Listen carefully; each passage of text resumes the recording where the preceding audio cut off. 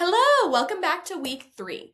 We have spent the last 2 weeks slowing down, aligning our vision, cleaning out our closets, and anything that we needed to be ready for our content to go viral. Now we are going to be focusing on that content. The next 2 weeks, we are going to be building out your niche, your content pillars, learning how to batch, how to schedule your content, and how to really create a system that is going to help you grow in the long run. The whole goal of this is that your brand and your business becomes so big that you're able to outsource every single part of it. You can't outsource yourself in content, but you can outsource having an assistant or a management team that is scheduling your content for you, making sure that you are posting 5 or 7 days a week and really hitting your goals. That is what we are building. We are not trying to operate at a for fun or this is a hobby level social media business. We are trying to build a full operating large scale business that you can continue to grow.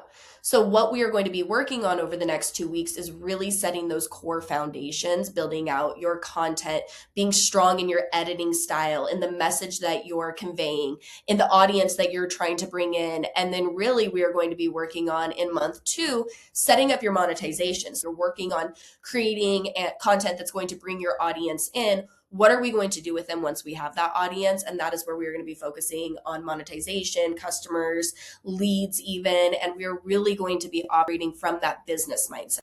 This week, we are going to focus on content niche and pillars.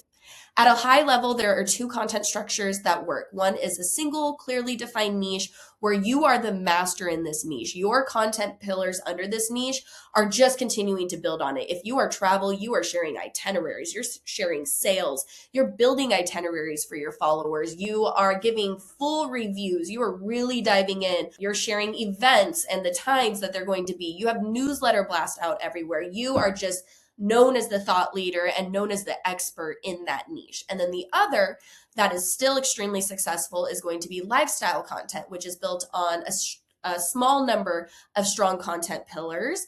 And that is going to be where your personality and a little bit more of your life comes in.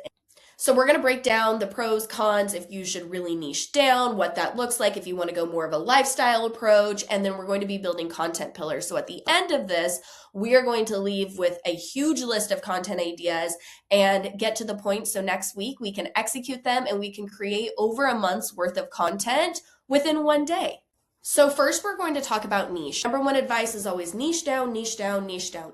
Yes, that's great, but that may not work for everybody. And there are pros and cons that comes to hyper niching down, which if you're going to niche down, you need to go all in, to also having more of a lifestyle approach. And lifestyle is kind of a loose term in just being able to share anything. Lifestyle could be where you share health and wellness and a little bit of your beauty routine. And that's a little bit of a bubble of a niche, but lifestyle products could fit in there. They're following more of your day to day. Yes, you may be sharing education and value, but you're the person behind it. Now, when you're a niche, they really go to you for that core topic and they want to get to know you more in your story. So we're going to share a little bit of the pros and cons of each and help you decide what approach you want to take on your content.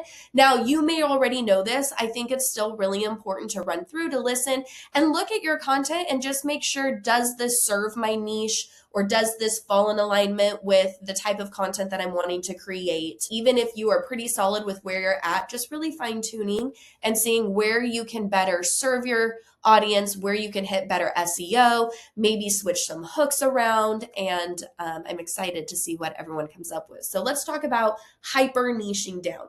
This is where someone comes to your account because they want to get all of the information on this topic that they can get, and they know that you are going to be their resource. When you are niche down, it is an extremely fast way to grow, and it's a great way to monetize through views and affiliate marketing.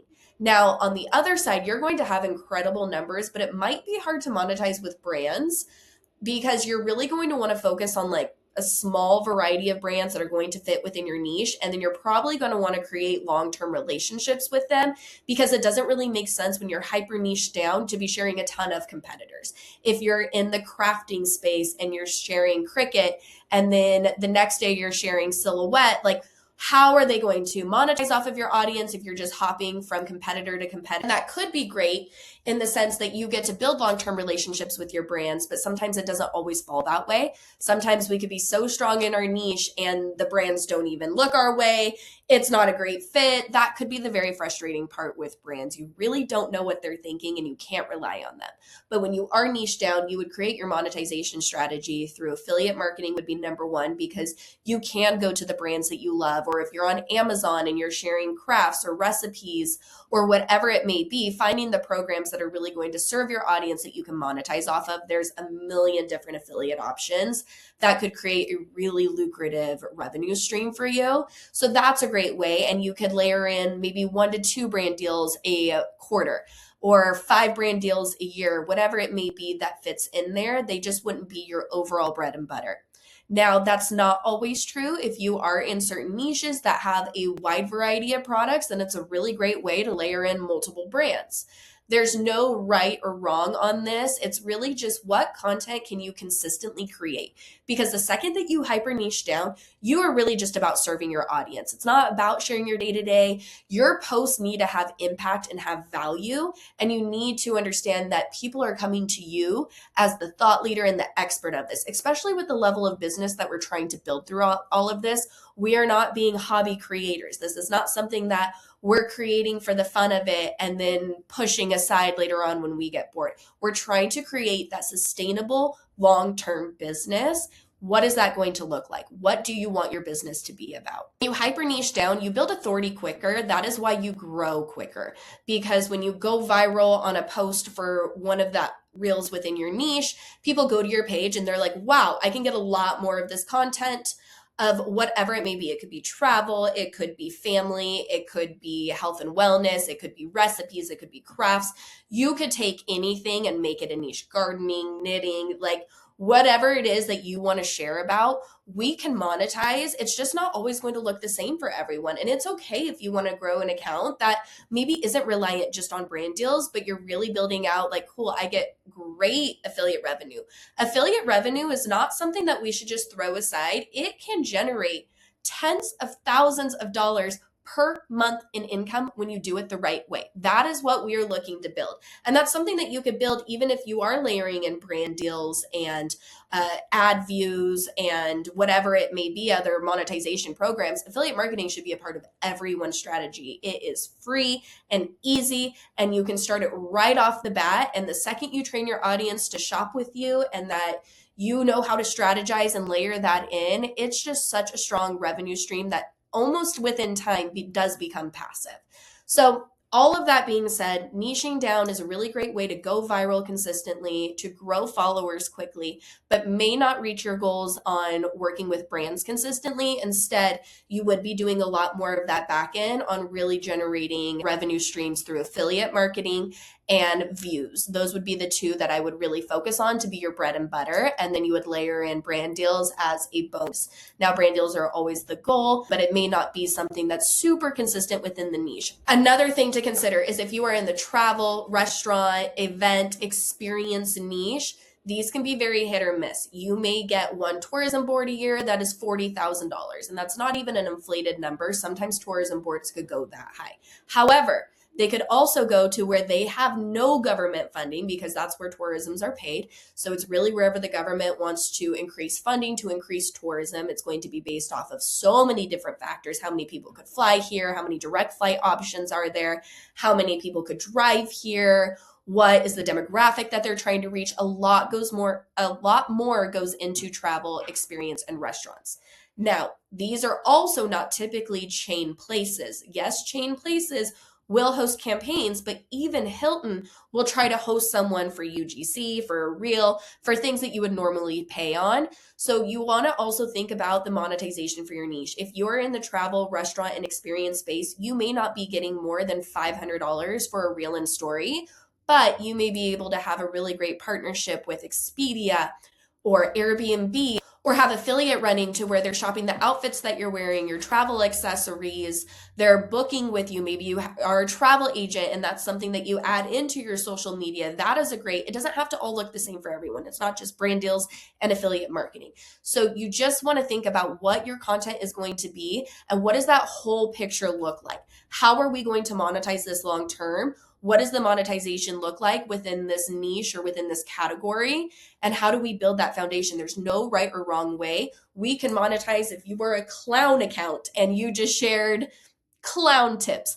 There would be ways to build a business around it. It doesn't have to be the influencer route if you are a creator. You can go so many different avenues, and we hope by the end of this that you are layering in 3 to 4 different revenue streams and that we are able to build something that 5, 6, 7 years down the road. Because think about it, the stronger you are in your content message, if you're posting for 1 year, 2 year, 3 year, 4 year, people are going to get to know you. You're going to perform well in the algorithm. You're going to be so consistent that there's no other way but to take off and become that leader. Consistency sometimes outweighs talent. It outweighs strategy. If you are just consistent and you just keep going forward, you are going to get on top. And so think about doing that with a strong strategy, with a true goal and roadmap and alignment, how much quicker you'll be there by just being consistent, whether that's in your message, you're posting, or showing up every day. So next, we're going to talk about lifestyle and what that looks like as a creator, as well as just different niches. I know I shared a little bit more just now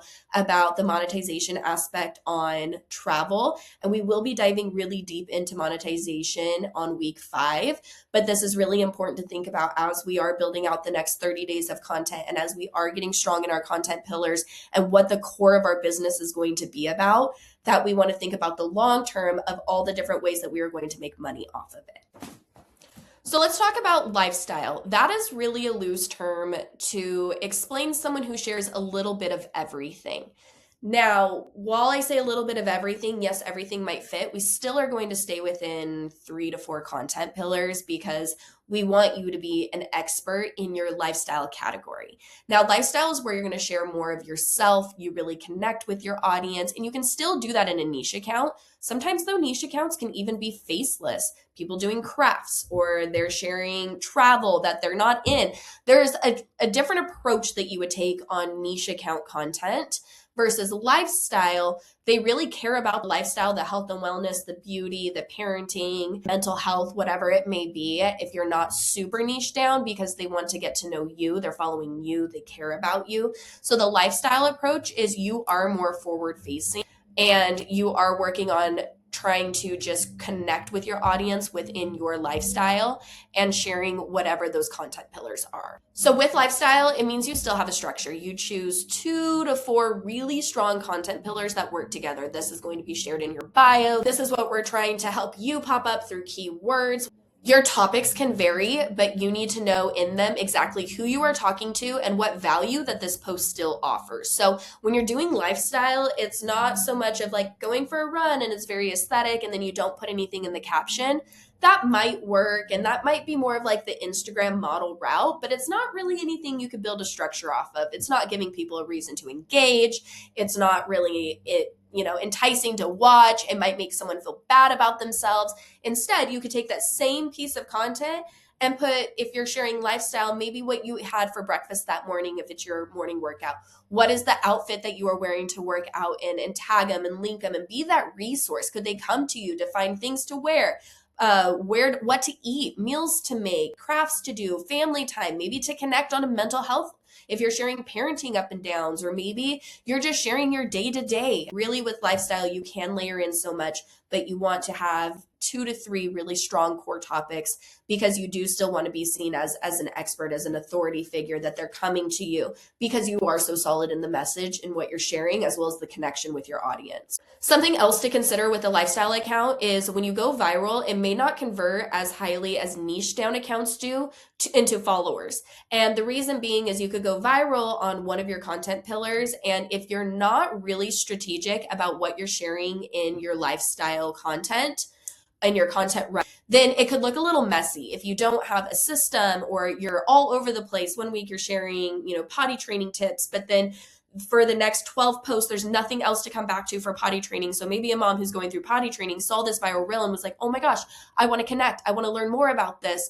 And you introduce something, but then you're not following up with it. That's what I mean on we're spreading it out too much into where we're not allowing us to be authority, to be thought leaders within our lifestyle niche. Is we want to, when we're creating, to create consistently, to build out a story. If you are going to share potty training tips, because this is a business, we need to follow up with 10 to 15 more posts within the next 2 months. So if any of these go viral, all of the moms that are coming to your page can go, and you've created potty training charts now. You sign them up for your newsletter. You have reels and resources and stories and Amazon links that you can use off of one core topic within your lifestyle niche.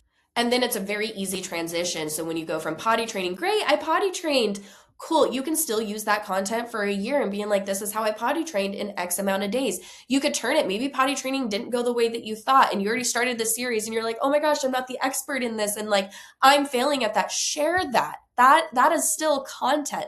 That is still context around it. You can still share Amazon links of being like, I am failing at this. So now I just bought this potty and I bought all of these desserts and I got these books, and like, someone please help me. Like, what am I doing wrong? Now you're creating connection. You are still being that resource with the family, for those parents. Now, on the brand side of things, you could pretty much work with anyone and everyone, because your personality, because your lifestyle is driving the engagement, is driving the content. It does make sense for you to share different beauty products, or sharing health and wellness, or your kids' toys, whatever is within your content pillars, which is going to be those 3 to 4 different categories. You can really work with a variety of different brands. And so brands, when you are a lifestyle creator, brands and affiliates are going to be your number one monetization strategy, and then views and ad revenue would probably become second, if at all. Because when you're lifestyle, you're mostly creating more short form content, 60 to 90-second reels and voiceovers, maybe talking to the camera content if you're on TikTok, creating story times, but you're not really creating that long form YouTube content. So TikTok is where you can monetize off of your views, or Facebook, but that's why it would be your third monetization stream. So how to choose what direction to go. It's hard, and let's talk about it. This is what this week is about, is really just thinking of that long term, not just the content that you can consistently create. What do you want to talk about and share 24/7? Are you more of a private person where you don't mind showing up in stories a little bit, but you don't want to put your whole lifestyle and what you're eating and what you're doing and all of that on display? You really want to just share a topic or a niche that you are so passionate about. How could you also monetize your hobbies? Do you like to knit? Do you like to read? We can monetize and create a business off of any niche and any category or topic that you want to talk about. We just have to get crystal clear on what that is and what that path looks like. No two paths are going to be the same. And there's so many different opportunities out there that we can really create something the second that you hone in on it. Choosing what direction to go really lies in the decision of what you wrote in week 1. What best aligns with your vision and end goals? What supports your ultimate day-to-day? What feels inspiring and fun to create consistently? What can you talk about non-stop? What are you excited to create? When you go to press record and you're setting yourself up, you're putting yourself out there, whether you're creating front-facing content or you're putting content that maybe doesn't even involve you, you're still putting yourself out there to a large audience. We will attract trolls, and that's something we'll dive into in a couple weeks.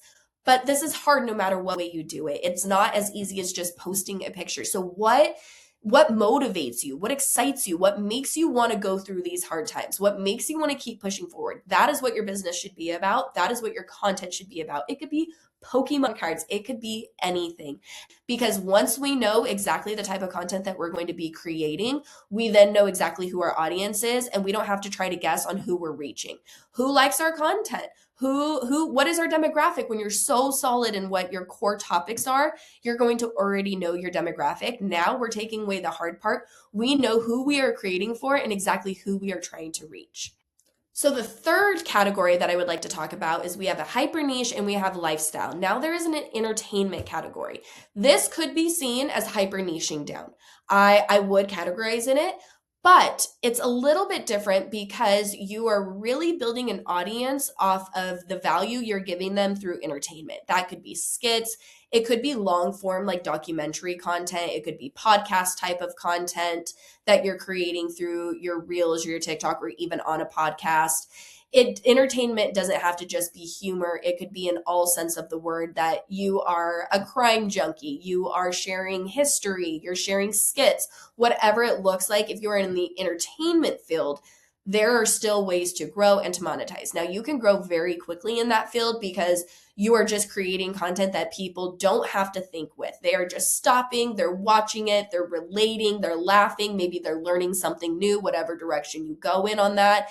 You are giving them something for free, and you're really giving them that brain break. That is why so many people flock to following entertainment accounts. It puts a little bit of happiness in their feed, it breaks them away from the ads. So, that all being said, how do you monetize that?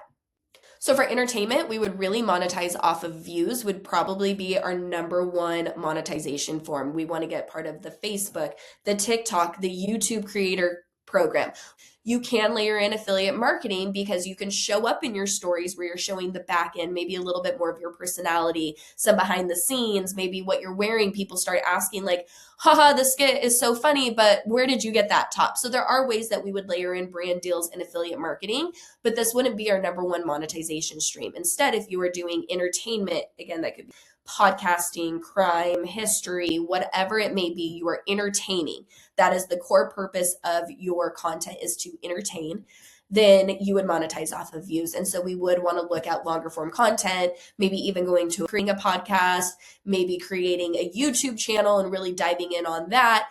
There's are so many different ways. And so there's hyper niching down, which I do think entertainment would fall into, but it would have a different approach on the monetization strategy. So there is lots and lots to think about. We're going to get into the next video, which is going to talk about content pillars, and we're going to run down a little bit more of what to be working on this week, and then really utilize the resources you have. Get your homework in this week. Let's talk. If you have questions and you don't know, you don't have to do this alone. Reach out through email. That is what we are here for.